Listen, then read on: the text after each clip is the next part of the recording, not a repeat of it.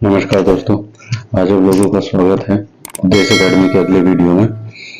आज हम लोग एक भूगोल का फैक्ट वीडियो लाए हैं। ये काफ़ी इम्पोर्टेंट है, जो भी वनडे एग्जाम होते हैं और सिविल सर्विस के जो भी प्री टाइप के एग्जाम होते हैं उनके लिए। तो वीडियो को देखने से पहले आप लोग चैनल को लाइक कर दीजिएगा, सब्सक्राइब कर दीजिएगा और शेयर कर दीजिएगा ताकि और लोगों तक ये वीडियो पहुंच सके। ज़्यादा से ज़्यादा शेयर करिएगा और सब्सक्राइब करने के लिए कहिएगा। तो हम लोग वीडियो में आगे बढ़ते हैं। तो इसमें पहला फैक्ट है कि भारत की सबसे लंबी स्थलीय सीमा बांग्लादेश के साथ, जबकि सबसे छोटी सीमा अफगानिस्तान के साथ। तो भारत की जो सबसे लंबी सीमा है बांग्लादेश के साथ वो 4067.7 किलोमीटर है। कई जगह 4067 है, 0.7 भी है और कई जगह 0.7 नहीं भी है। कुल मिला के ये 4067 किलोमीटर की है और अफगानिस्तान के साथ ये है 106 किलोमीटर की। ठीक है, तो ये एक फैक्ट है। और दूसरा है, अगला है कि भारत बांग्लादेश के साथ सबसे लंबी सीमा पश्चिम बंगाल राज्य की है। तो ये सीमा करीब 2200 किलोमीटर की है करीब करीब। और जो बांग्लादेश के साथ जो अन्य राज्य जो लगते हैं, जैसे असम है, मेघालय है, ठीक है, त्रिपुरा है, मिजोरम है, ठीक है, वेस्ट बंगाल है। ये तो इतने राज्य जो है बांग्लादेश के साथ लगते हैं और पूरी जो सीमा है वो 4067 किलोमीटर है। ये जो पहले हम लोग डिस्कस कर चुके हैं। ठीक है, इसके बाद अगला फैक्ट है कि हिमालय में उत्तर से दक्षिण की ओर जो क्रमशः पहाड़ियां हैं, काराकोरम, लद्दाख, जास्कर, धौलाधर। तो ये मैं मानचित्र में दिखाता हूँ। तो यहाँ पर है जैसे काराकोरम है और लद्दाख, जास्कर, पीर पंजाल। तो ये इस तरह से है उत्तर से दक्षिण के क्रम में। ठीक है, तो ये पहाड़ियां हैं, इन पहाड़ियों की बात कर रहा है काराकोरम, लद्दाख, जास्कर और धौलाधर श्रेणी। फिर अगला महत्वपूर्ण फैक्ट है कि कश्मीर घाटी बृहद हिमालय व पीर पंजाल में स्थित है, जो सरोवरीय मैदान का उदाहरण है। ठीक है, तो जो पीर पंजाल श्रेणी है, काराकोरम, लद्दाख, जास्कर और फिर पीर पंजाल है। ठीक है, धौलाधर आगे की तरफ है, हिमाचल प्रदेश की तरफ, और पीर पंजाल जम्मू कश्मीर में है। तो काराकोरम, लद्दाख, जास्कर और फिर साउथ में जो पीर पंजाल है वो और बृहद हिमालय के जो बीच का क्षेत्र है वो जो है ये मैदान जो कहलाता है ये कश्मीर घाटी। ठीक है, ये घाटी पड़ती है तो इसी को कश्मीर घाटी बोलते हैं। तो ये फैक्ट आप याद रखिएगा। अगला फैक्ट हम लोग देख लेते हैं कि मध्य भारत की पहाड़ियों का पश्चिम से पूर्व क्रम। तो मध्य भारत की पहाड़ियों का पश्चिम से पूर्व क्रम सतपुड़ा, महादेव, महाकाल और छोटा नागपुर। तो मैप में ये देखते हैं कि ये सतपुड़ा है, महादेव है, फिर ये महाकाल है और ये छोटा नागपुर है। तो ये पश्चिम से पूर्व इस क्रम में है, सतपुड़ा, महादेव, महाकाल और छोटा नागपुर। और भी कई पहाड़ियां जैसे कैमूर है, नॉर्थ में मालवा है, ये राजमहल की पहाड़ियां उससे भी आगे की तरफ हैं। नीचे की तरफ ये सातमाला पर्वत श्रेणी है और ये बालाघाट है। तो ऐसे हरिश्चंद है। तो उत्तर से दक्षिण में जैसे सतपुड़ा है, सातमाला है, अजंता है, बालाघाट, हरिश्चंद। लेकिन इसमें जो फैक्ट था वो पश्चिम से पूर्व की क्रम पूछा था, तो सतपुड़ा, महादेव, महाकाल, छोटा नागपुर। ठीक है, तो ये महत्वपूर्ण पहाड़ियां हैं। अगला है कि मरखा घाटी लद्दाख में स्थित है, जोकू घाटी नागालैंड में स्थित है और सांगला घाटी हिमाचल प्रदेश में। तो ये फैक्ट है, बिल्कुल रट लीजिएगा। जो मरखा घाटी है, मरखा घाटी ये लद्दाख में स्थित है। ठीक है, जोकू घाटी ये नागालैंड में कई बार पूछ चुका है, सांगला घाटी हिमाचल प्रदेश में है, कई बार पूछ चुका है।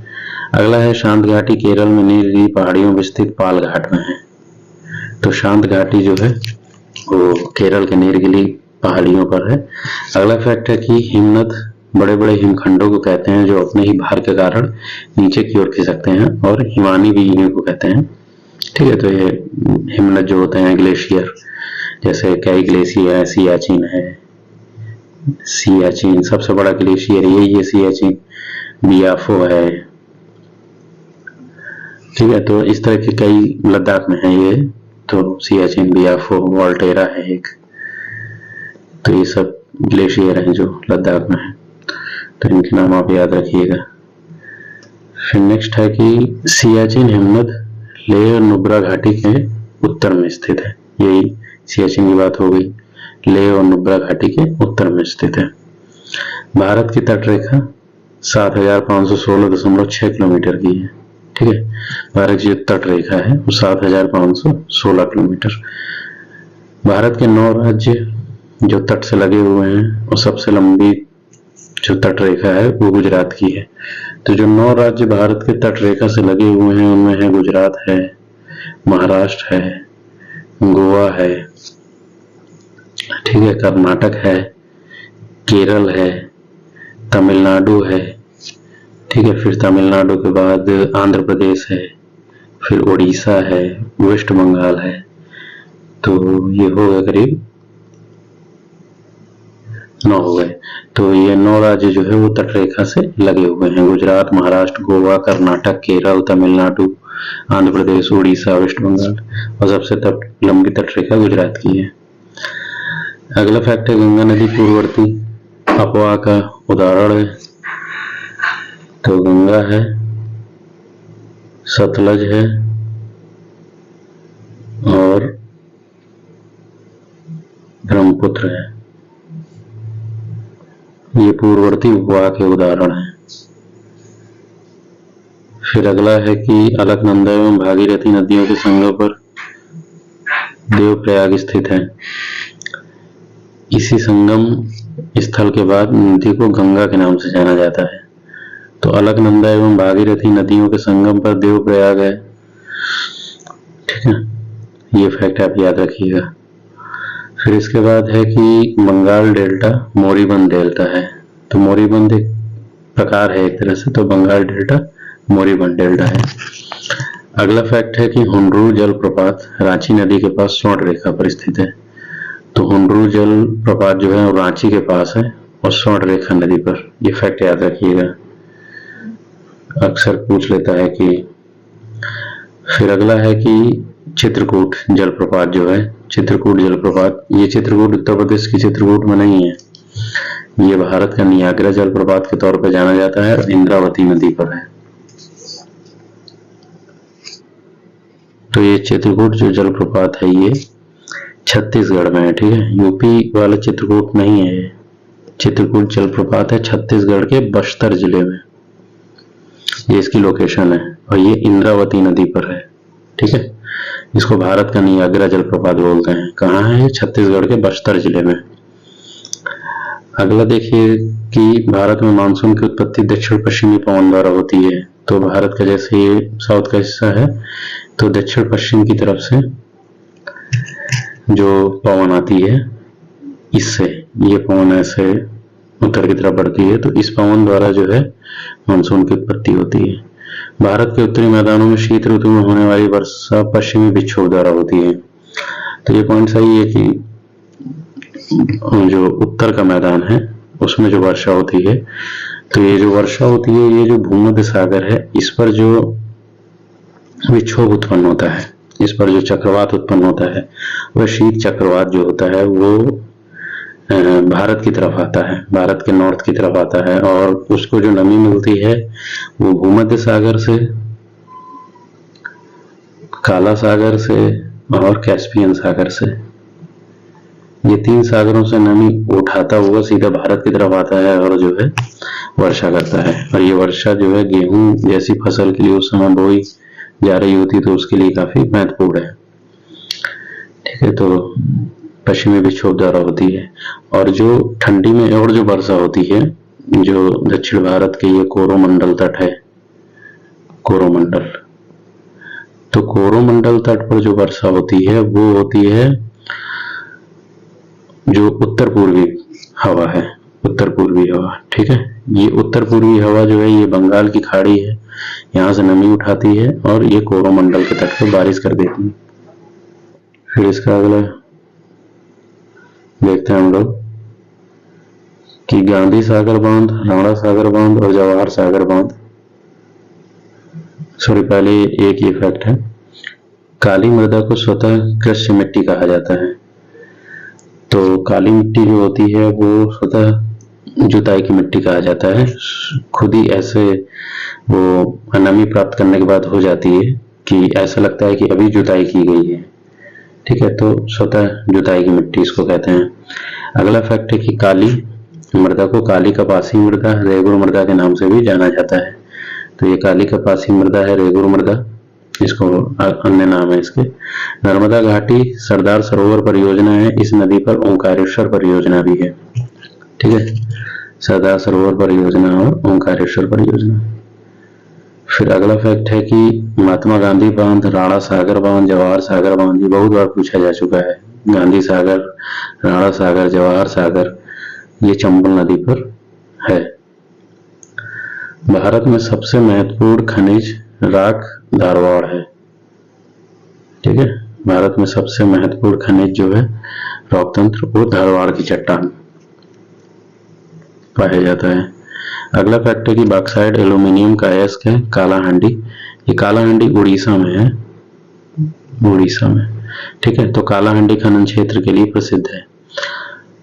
तो बॉक्साइट जो है वो कालाहांडी क्षेत्र में पाया जाता है और एल्यूमिनियम का अयस्क है, ये फैक्ट आप याद रखिएगा। बलुआ पत्थर एक परतदार चट्टान है, ये पानी के नीचे बनती है, ठीक है। अगला फैक्ट है कि परतदार या अवसादी चट्टानों में जीवों के अवशेष और वनस्पतियों के अंश पाए जाते हैं। तो जीवों के अवशेष को जीवाश्म बोलते हैं और वनस्पतियों के अंश को ह्यूमस बोलते हैं, ठीक है। तो ये दोनों जो है परतदार चट्टानों में पाई जाती है। परतदार चट्टानें जो परत के रूप में इकट्ठा होती हैं तो उनके बीच में अक्सर जीवाश्म और ह्यूमस जो है दब जाता है, तो ये उसी की बात कर रहा है।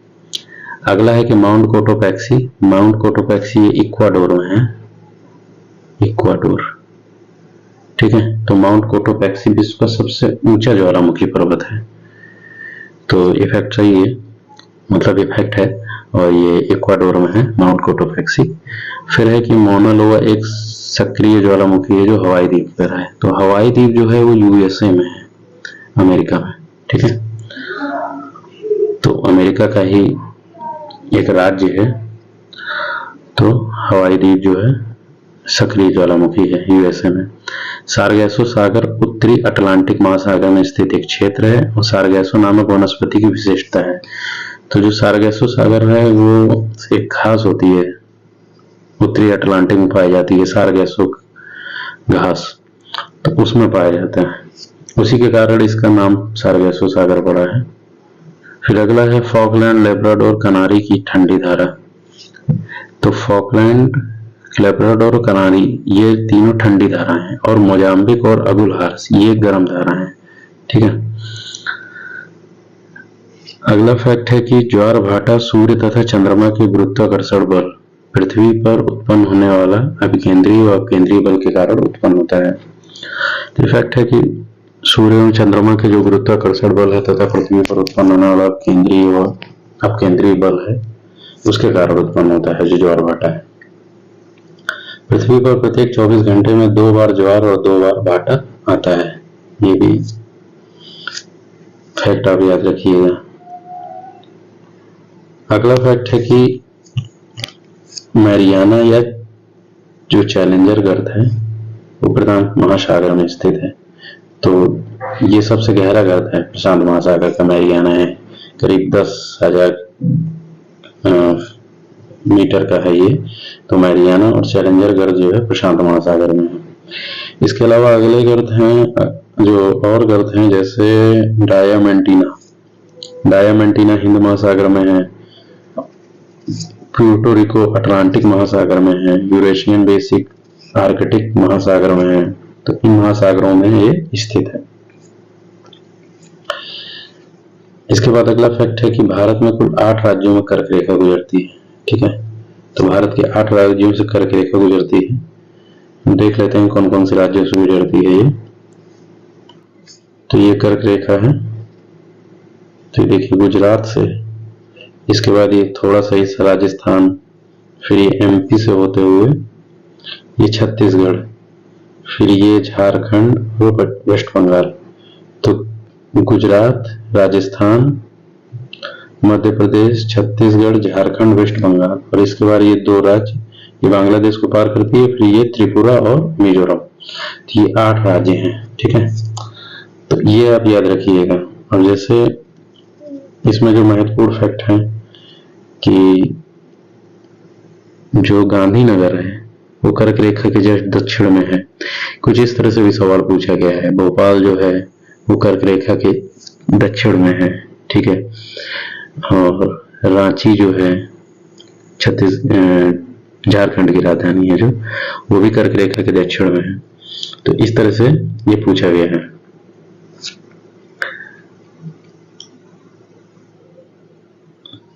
तो आप लोग ये कर्क रेखा वाला याद रखिएगा। ये जो कर्क रेखा है ये 83 डिग्री और 30 मिनट इसको बोलते हैं, ठीक है। एक महत्वपूर्ण फैक्ट ये है कि ये जो कर्क रेखा है, ये कर्क रेखा गई है जैसे यहां से ऐसे, ठीक है, और ऐसे ही ऊपर से एक आई है मानक समयांतर रेखा है जो इलाहाबाद से होते हुए। तो ये जो है उत्तर प्रदेश, मध्य प्रदेश, छत्तीसगढ़ और उड़ीसा और आंध्र प्रदेश, इतने जगहों से होते हुए ये रेखा आई है मानक समयांतर। ये छत्तीसगढ़ में एक दूसरे को काटती है, ये आप याद रखिएगा। ये फैक्ट है जो जीएस में है। छत्तीसगढ़ में मानक समयांतर, ठीक है, मानक समयांतर और मानक समय और कर्क रेखा, ये छत्तीसगढ़ में एक दूसरे को काटती है। तो आज के वीडियो में बस इतना ही था। और आप लोग चैनल को जो है लाइक सब्सक्राइब कर लीजिएगा, इसको वीडियो को शेयर कर दीजिएगा ज़्यादा से ज़्यादा जगह पे, और अपने परिचितों से बोलिएगा चैनल को सब्सक्राइब करने के लिए, ताकि उनके पास और भी ऐसे महत्वपूर्ण वीडियो पहुंचता रहे। तब तक के लिए नमस्कार।